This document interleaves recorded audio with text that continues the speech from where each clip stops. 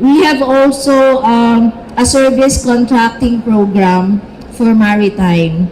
Sadly, thankfully, meron. This is the first time. Sadly, maliit lang yung amount. So we have issued our advisory and we will be rolling this out. Siguro mag-issue kami ng notice of eligibility to ship operators. But please take note, the amount is very small. So we prioritize commuter type of operation. Yung kumbaga, they are taking the water transport because they need to go to work in the main island. Example,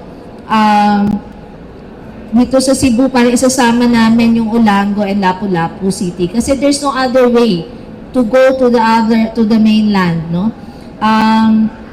Iloilo, Guimaras. I have seen the number of commuters there every day.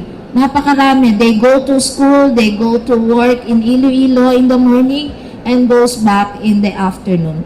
So lahat po ito ay pure passenger vessels, less than 2-hour travel time, and there is no other mode of transport. So we will issue the details once nakapagpirmahan po kami ng service contracting agreement with the operator. But this will cover, ang tawag po namin dito ay lakbay alalay ng gobyerno. So hopefully, makapag-submit pa po kami ng additional request for funding para ma-expand natin.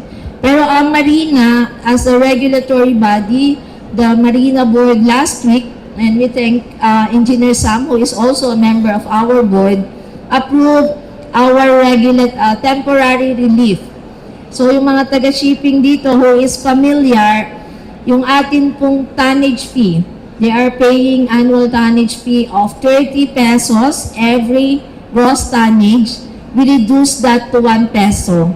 For the tonnage fee of 2025, that is due to be paid in 2026.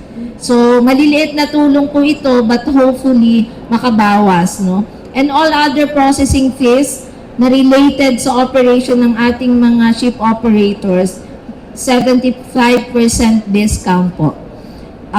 I hope makatulong ng konti. And if ever there are violations, no, hindi po namin i-waive ang inyong penalty, but pwedeng ma-settle after 1 year pag na-lift na po yung ating state of national energy emergency. So in a way, more than 1 year pa bago bayaran, no?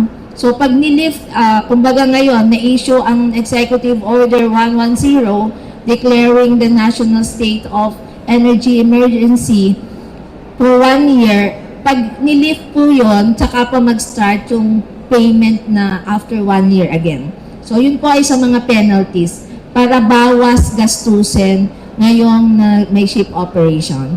So we still allow, again, consolidation of trips. Basta ang binabantayan po natin, walang island na ma-isolate because nag-i-stop ng operation ng ating mga shipping companies. And we would like to thank as well ship operators because majority of them ay nag-increase ng rate within our ceiling. And others even lower, no? Kasi depende naman din yan sa market na kinikater nila. So far, tingin natin medyo managed and controlled. Let's pray lang na the situation will not worsen. Kasi the worst situation would be kapag may shortage na tayo ng fuel. Wala na tayong ima-manage, wala na tayong control. Talagang government has to come in and ensure that our islands will not be isolated and will not be deprived of basic services.